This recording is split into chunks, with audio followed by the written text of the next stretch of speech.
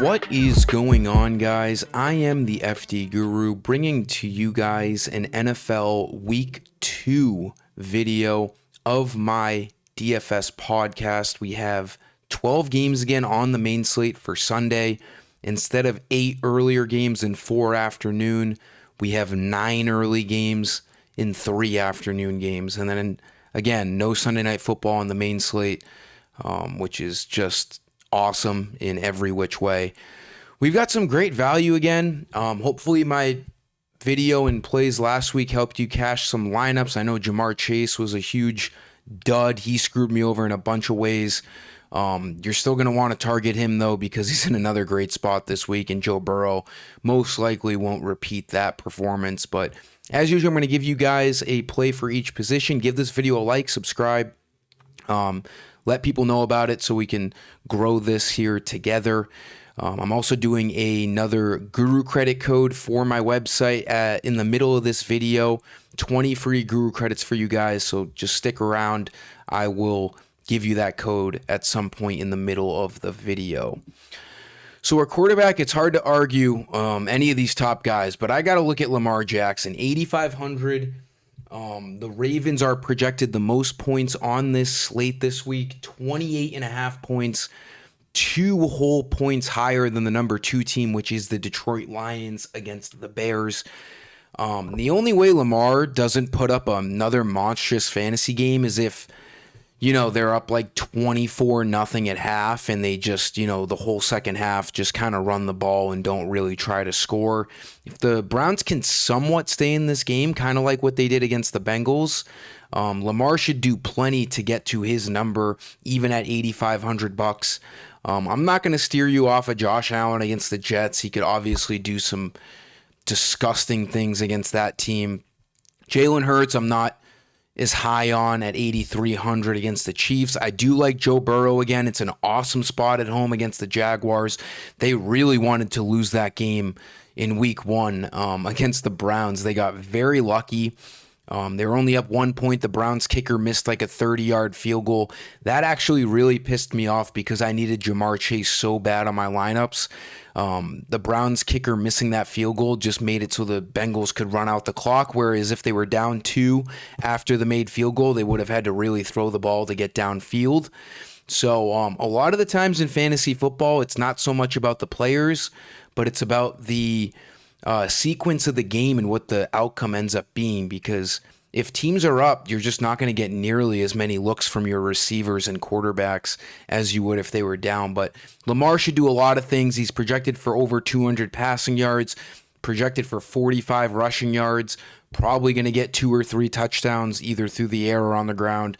This guy is my favorite quarterback to spend up for, and I don't think it's really close for week 2. The Browns defense is going to really struggle against him. In terms of cheaper guys, if you wanted to save some money, Jared Goff, I expect a big bounce back game from the Lions. Only 7,500. He's projected a good amount of passing yards. I think he has a great week 2 game after a really tough spot in Green Bay week 1. Let's not overreact and let's remember how good the Lions offense really is. Everyone on that Lions offense is projected for a lot of good things in week 2 against the Bears. So Goff doesn't look bad at 7,500. Trevor Lawrence, again, the Bengals defense is just bad in every which way. Outside of Hendrickson rushing the quarterback, which can obviously be a problem for Trevor Lawrence, that secondary can turn into Swiss cheese at any point in the game. Trevor Lawrence with a little bit of Brian Thomas and or Travis Hunter is not going to be a bad idea against this Bengals team, and they're projected to be down in this game on Sunday. So, whenever a team is projected to be losing, that's going to enhance the passing game and receivers because you're going to want to throw the ball to, save some clock and catch up in the game. For running back, how do we not go back to McCaffrey? I had him in my video early last week, and then all that nonsense about his calf came up on Thursday where he was limited. People thought it was a bigger deal than it was. There was a lot of uncertainty, and for that reason, I went off of him, went to Devon Achane, which could have been way worse if Achane didn't get a garbage time receiving touchdown at the end.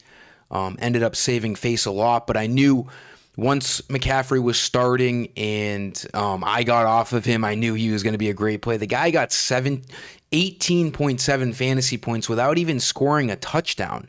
He had 31 touches, which by far was the most in week one for any positional player. And he could have done so much better. I mean, he kind of had a bad game. 69 rushing yards on 22 attempts is not good for Christian McCaffrey. 9 receptions. And now you have no George Kittle, and you have to rely on 2 pass blocking tight ends to try to pick up that slack.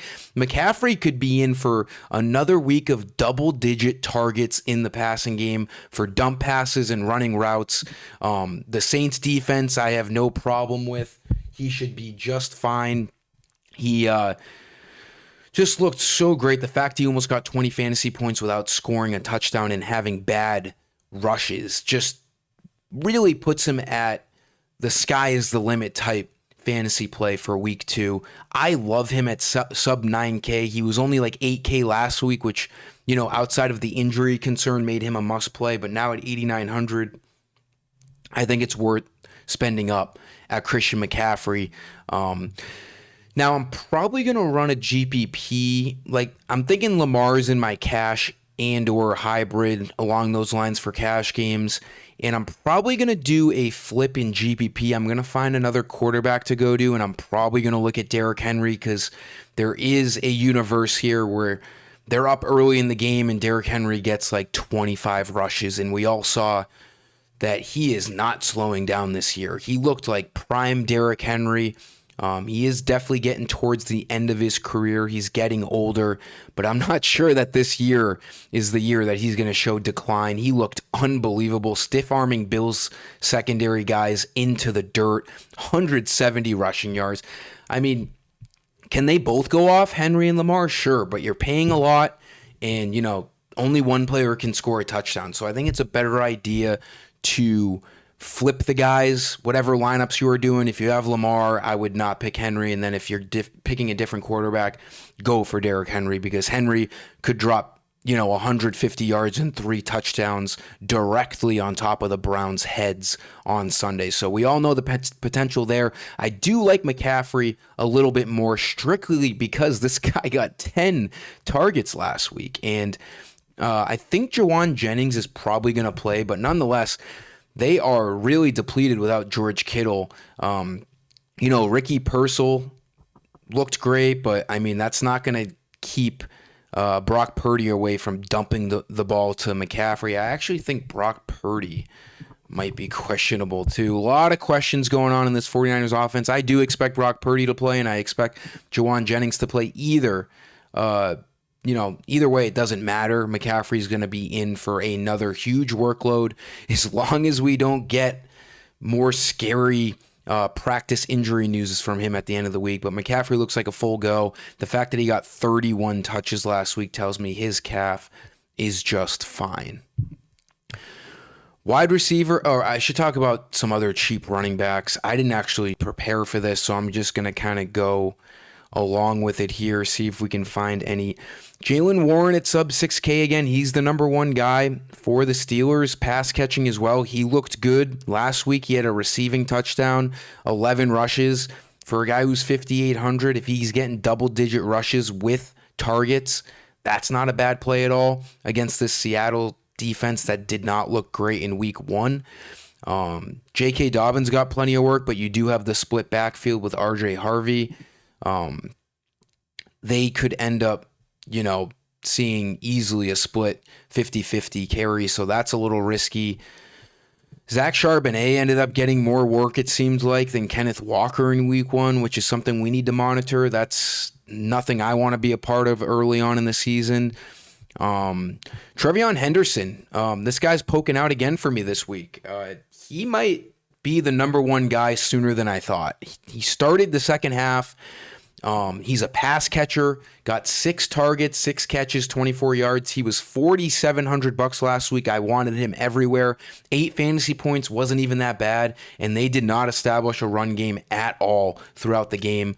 It's already been noted at press conferences that Mike Vrabel wants to focus more on the running game this week. The Dolphins defense just allowed Daniel Jones to look like prime Tom Brady against them. So I think a lot of good things could happen on this Patriots offense this week. I still don't think $5,300 is high enough. He should be high 5,000s. He's like a perfect comparison to like Jaylen Warren, who I was just talking about on the Steelers, who's 5,800. He should be right there with him. So I do think he's about $500 underpriced yet again this week at 5,300. Trevion could definitely be a guy who gets going against the Dolphins. But for running back right now, I'm saying spend up on McCaffrey. Wide receiver, we're going to get cheaper here. If you want to go to Jamar Chase, go for it, 9K. He's obviously got a massive ceiling. He really pissed me off last week. Still not really over that. I don't know the facts and the stats, but that potentially could have been his worst game of his career. And I was running that no sweat contest on FanDuel where I had 150 entries going, and I think maybe 140 of them had Jamar Chase in it. So I was really sweating Chase, and he really let me down. But I mean, another great matchup against the Jaguars this week. If you want to spend up on him, go for it. If you're spending up on Lamar and McCaffrey, it's going to be tough to look at Chase, but you can figure that out as you go. Another great week of value wide receivers, though. Tet McMillan is, again, not expensive enough. He's probably going to be in all my lineups. His prop line right now is 62 receiving yards. There's not many receivers this week that have over a 60 receiving yard prop, and all the guys that do are way more expensive than McMillan. A.J. Brown's like 65 yards. Brian Thomas is like 65 yards. JSN is like 63 yards or 64 yards. Tyreek Hill is 59 yards. McMillan has a higher receiving projection than Tyreek Hill this week. And these guys are all mid to high 7,000s. Amon-Ra St. Brown's like 65. 8K. We're getting McMillan at $5,700. I mean, there's no bias. There's no, when it comes to DFS, it's all comparing props, comparing salaries, and getting your best value. Now, if you have, preferences of guys that you like more than others, that's fine. Everyone likes their own personal plays, but this isn't a personal play. This is just a chalk, $5,700 price tag, cash game play for receiver. Great matchup against the Cardinals passing defense that hasn't been great. He should be in line for another massive workload as he gets more comfortable in the NFL with Trevor Lawrence. 9 targets last week. I love McMillan. He looks like he's going to be their true number one receiver all year long. 5,700 is not. He should be priced. I wouldn't even say $1,000 more would be correct at $6,700. You could make an argument that he should be in the low 7,000s. Just a absolute steal play at wide receiver for me. And then another great cheap guy we could look at, just saving money, Keon Coleman.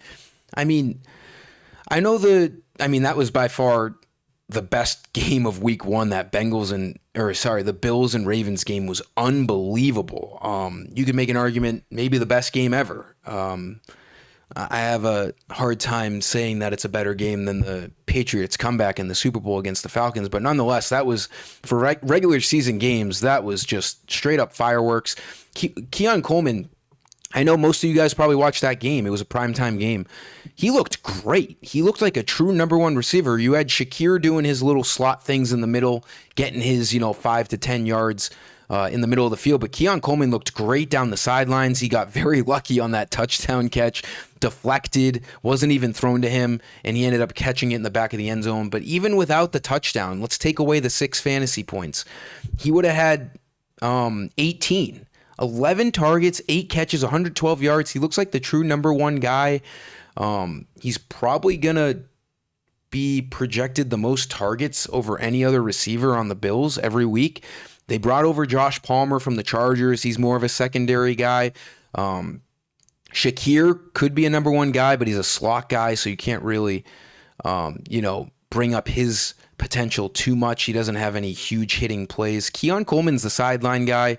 Looks like the number one guy. $5,300. I mean, him and McMillan, they're probably going to both be in all of my lineups. He's projected, his prop line is 46 receiving yards this week, which if you look at other receiving yard prop lines of guys in the same salary range as him, it's not even close. He looks like an unbelievable cheap play. And if we're looking at guys like Lamar Jackson, Christian McCaffrey, Derrick Henry, spending up on quarterback and running back, these cheap receivers are going to do a lot of things for your lineup. Let's go over to my website for my Guru credit code, FD-Guru.com. This is where you get all DFS lineups, FanDuel and DraftKings main slates. NFL, it's different. You get the 1 p.m. only, 4 p.m. only, single game slates. But for NBA and MLB, it's main slates. You have to be signed into an account. You have Guru credits. These credits are used to buy my stuff. Go to the shop page where you buy your Guru credits. There's a coupon bar here, and this week's code is Week 2 NFL 25 for the year. All caps, Week 2 NFL 25. Apply coupon. It will say coupon successfully applied. You'll get 20 credits into your balance to use, at whatever time that you want to use them. Again, I ask you guys to like the video and subscribe. I do appreciate it. For tight end's weird this week. George Kittle obviously out. We don't have Brock Bowers on this slate. He plays Monday night. Trey McBride went up an entire almost $1,000 to $7K now. I think that's a little too expensive. Travis Kelce, I don't know how much I'm going to trust him all year. I like Sam Laporta. Sub 6K, 5,900. I was saying with Jared Goff, I expect these Lions to have a bounce back week against this Bears defense. He's projected for 50 receiving yards, which is a ton for a tight end. He was the rare guy on the Lions who had a great game against the Packers. There weren't many good performances on that Lions team. Laporta was one of them. 9 targets, 6 catches, 79 yards. We will take that without scoring. Double-digit fantasy points from a tight end without getting a touchdown is very impressive. Love Laporta again. He's going to be a huge part of this offense. We all know how Dan Campbell is. They're all definitely going to be coming into this Week 2 game with vengeance, pissed about how bad they played in Week 1, and we could see one of those vintage Lions games where they just don't take their foot off the gas and they score 45 points and they start doing trick plays against this Bears defense. I like Laporta a lot. I like a lot of guys on the Lions this week. I think the bounce back spot is inevitable for the Lions here. Bears defense, a little bit different than the Packers defense. Laporta looks great at 5,900. In my opinion, there's not a lot of great tight end options at all. Tyler Warren looked awesome for the Colts in his first career game, but he's got a much tougher matchup against the Denver Broncos. Kincaid you could look at. Jake Ferguson I actually like a lot at 5,200. Dak Prescott, he was trying to throw it to him in Thursday Night Football, the first game of the season, but he couldn't get more than 5 yards a catch. Only 23 receiving yards, but every time they're in the red zone, they're going to be looking at Jake Ferguson. Dak likes Ferguson. Before Dak got hurt, he was throwing to Ferguson a lot. I think 5,200 is a great price tag on him. In terms of anyone else, I don't know what I can trust. If you want to spend up on McBride, go for it. If you have the money, he obviously has the highest ceiling. Again, I don't like Kelce. Goddard's not bad. Mark Andrews was awful in the first game against the Bills. I think it's Laporta as a priority for me. If you want to spend up on McBride, go for it. And then Jake Ferguson as a cheaper guy at 5,200. And then for defense, you can spend up on defenses. It all depends on how your lineup's looking. It should be one of the last plays of your lineup.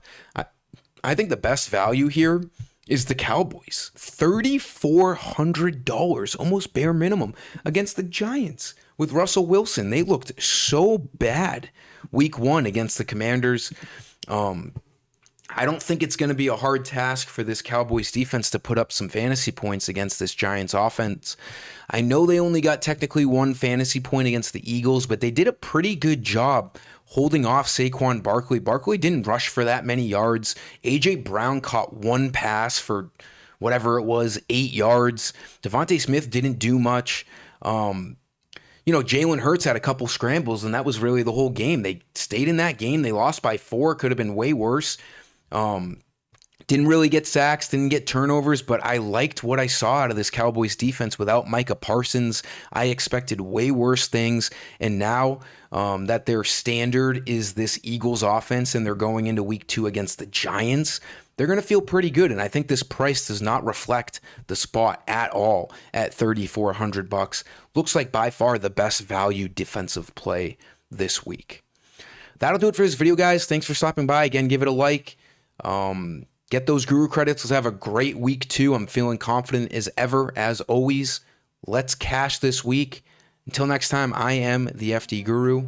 Peace.